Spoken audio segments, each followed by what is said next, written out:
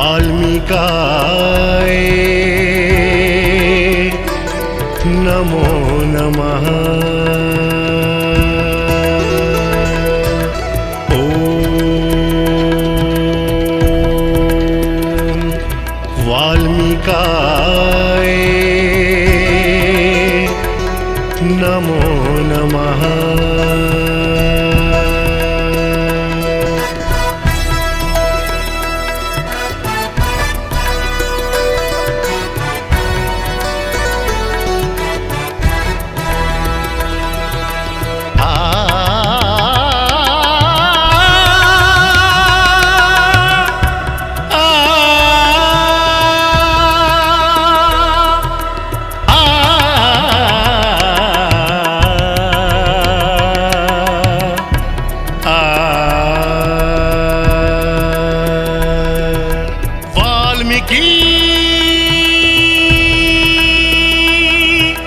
धर्म यात्रा वाल्मीकि धर्म यात्रा। जो बोले सो निर्भय दयावान भगवान वाल्मीकि की जय। वाल्मीकि धर्म प्रेमियों, जय वाल्मीकि। दयावान भगवान वाल्मीकि जी ने रामायण की रचना कर इस पृथ्वीवासियों को आत्मिक और सात्विक ज्ञान का पुंज प्रदान किया है। ये अक्षरात सत्य है।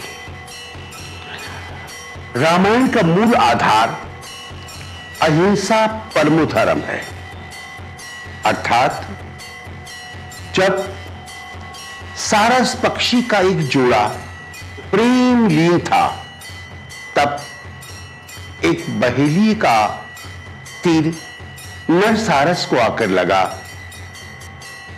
और उसका आखेट हो गया।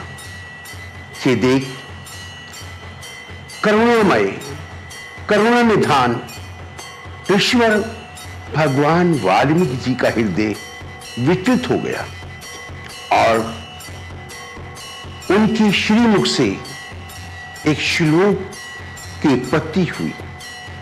वो श्लोक जो इस विश्व का प्रथम श्लोक कहलाया, अर्थात श्लोक का आधार अहिंसा परमो धर्म रहा।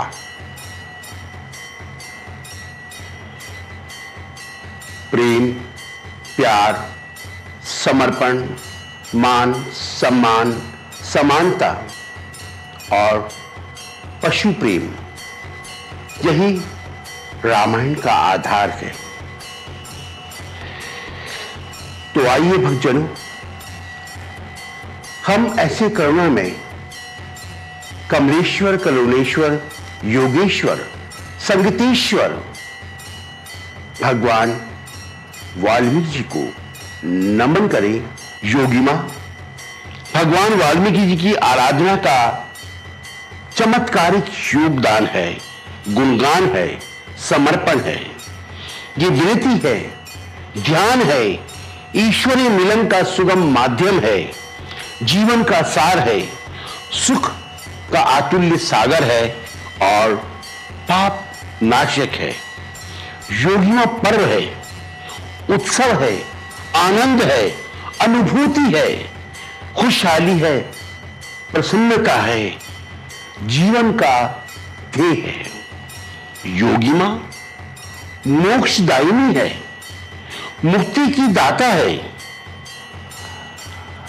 आत्मा और परमात्मा की मिलन का एक कारक है।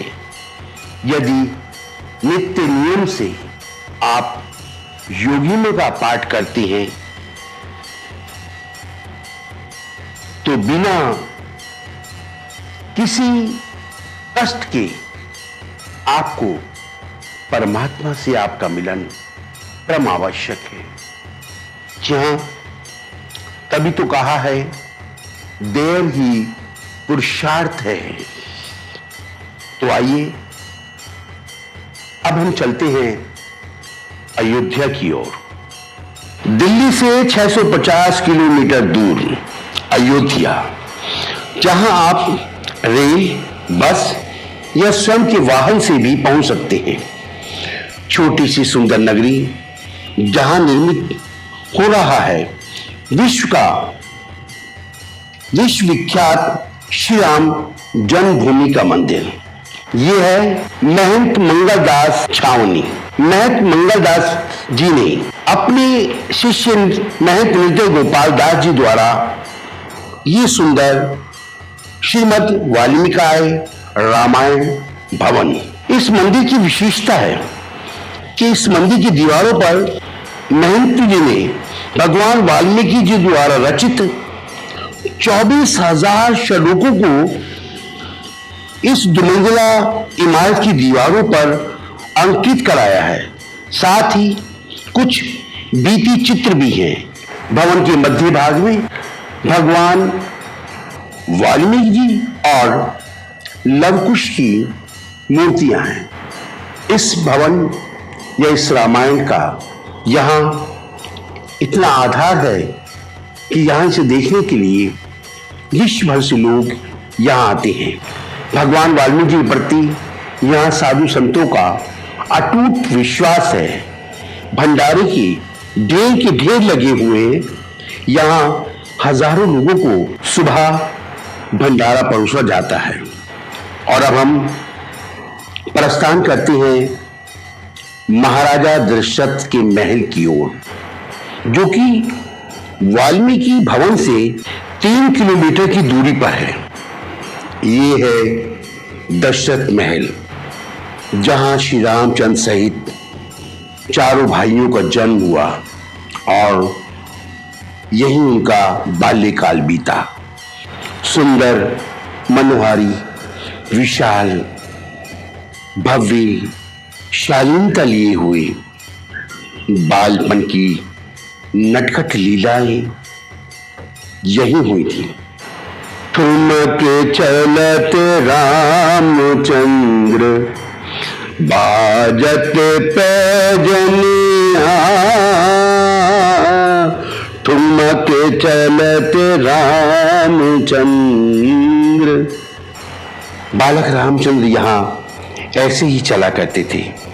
और हम तो ये कहेंगे सौभाग्यशाली है ये प्रांगण, जिसने अपने वक्षस्थल पर श्री राम की लीलाओं को देखा, जिसने प्रभु राम का बचपन देखा। यही भगवान के राज्याभिषेक की घोषणा हुई और यहीं से उनका वनगमन भी हुआ था। यही लगता था चक्रवर्ती सम्राट महाराज दशरथ का दरबार। अब हम अपने आप को मोड़ते हैं कनक भवन की ओर। यह है कनक भवन।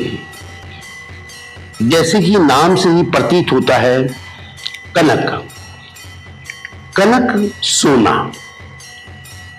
सोने का भवन, सोने द्वारा निर्मित भवन। महाराजा दशरथ ने अपनी प्रिय रानी केकई के लिए ये सबसे सुंदर, मनोहारी, कलात्मक और अनूठा अनुभव रखते हुए कनक मंदिर की स्थापना की, इसको बनवाया था। कहा जाता है कि जब माता सीता जनकपुरी से विवाह के पश्चात यहां आई, तो इसी मंदिर के प्रांगण में वैदिक उच्चारणों के बीच में वरमाला हुई थी। माता केकई ने तब खुशी खुशी में मुंह दिखाई के रूप में ये विशाल मंदिर, ये विशाल महल अपनी प्रिय बहू सीता को मुंह दिखाई में दिया था। ये कुआं देख सकते हैं कि जहां से मां सीता अपने पति श्री राम के लिए जब रसोई बनाया करती थी, तो इसी कुएं से पानी लेकर जाया करती थी। और ये है सोने की सीढ़ियां जो ऊपर जाने के लिए है। अपने समय का ये अद्भुत महल है, जिसे देखकर वास्तव में कनक शब्द का आभास होता है कि कनक सोना और सोने से ही निर्मित है ये महल। दशरथ महल और कनक महल के बीच में स्थित है हनुमान गढ़ी। हनुमान गढ़ी वो तीर्थ स्थल है जो प्रभु राम के परम भक्त हनुमान जी का श्री राम के नजदीक होने का एहसास कराता है। लगता है कि इस ऊंचाई से भक्त हनुमान कनक महल को 24 घंटे निहारा करते थे, हर पल श्री राम के दर्शन किया करते थे।